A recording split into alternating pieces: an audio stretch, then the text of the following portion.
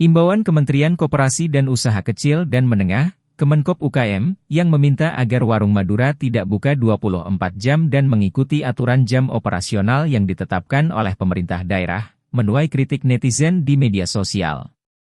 Seperti diketahui, imbauan tersebut disampaikan oleh Sekretaris Kementerian Koperasi dan UKM, Arif Rahman Hakim, menanggapi kejadian di Denpasar dan Klungkung, Bali, di mana pemerintah daerah setempat melarang warung kelontong yang didominasi oleh warung Madura, untuk buka 24 jam karena dianggap melanggar perda setempat terkait jam operasional toko.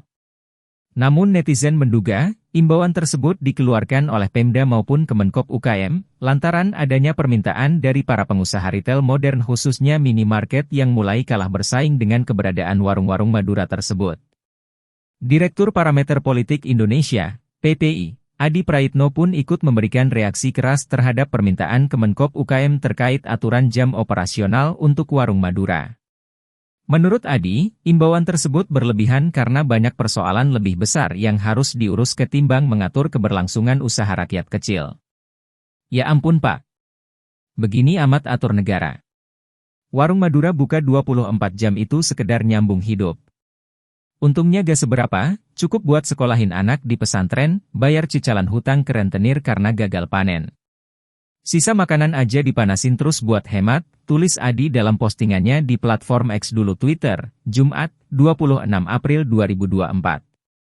Komentar serupa juga disuarakan oleh tokoh NU asal Madura, Islah Bahrawi yang menuliskan bahwa pemerintah selama ini justru lebih berpihak kepada pelaku industri besar ketimbang para pelaku UMKM seperti warung Madura tersebut.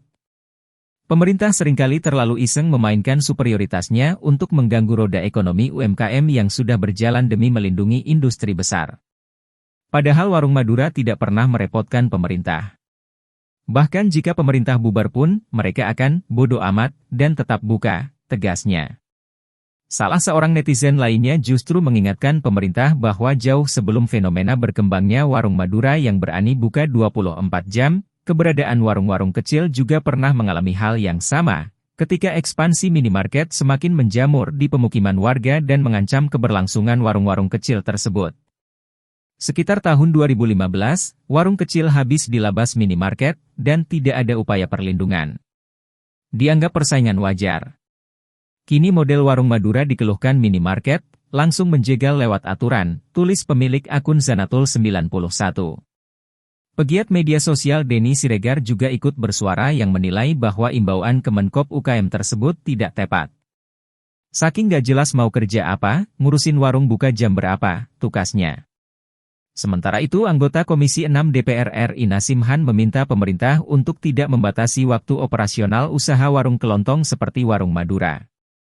Keberadaan warung Madura telah memberi kontribusi positif di banyak hal, seperti membantu kebutuhan masyarakat sepanjang hari, menjaga keamanan lingkungan, menyerap tenaga kerja, menggerakkan perekonomian rakyat kecil dan melahirkan para pengusaha baru, katanya dalam keterangan tertulis seperti dikutip Antara, di Jakarta, Jumat, 26 April 2024. Menurut dia, jika warung kelontong kecil seperti warung Madura dipersempit ruang geraknya, banyak pelaku usaha yang akan gulung tikar dan akhirnya berdampak pada meningkatnya tingkat pengangguran. Dia menegaskan pemerintah seharusnya bisa lebih mengedepankan aspek hati nurani dan pikiran yang jernih, serta menyediakan iklim usaha yang bersahabat bagi para pelaku usaha kecil. Hal tersebut dilakukan agar pelaku UKM bisa berkembang. Harus dengan pikiran yang normal, waras dan berperikemanusiaan. Harusnya didukung agar lebih berkembang, bukan malah dilarang, pembatasan jam operasional, harapnya. Dia tidak menampik jika munculnya persoalan itu dikarenakan ada persaingan antara minimarket atau toko swalayan dengan warung Madura. Dia meminta agar pemerintah memberikan solusi yang terbaik, agar semua usaha berjalan dengan lancar. Menteri-menteri terdahulu meminta Pemda untuk menerapkan aturan jarak minimarket, lah ini malah kebalikannya, ujarnya. Halo, selamat berjumpa dengan saya Anika, pembaca berita podcastnews.id. Saksikan terus konten-konten menarik dari kami. Jangan lupa subscribe, like dan komen. Terima kasih.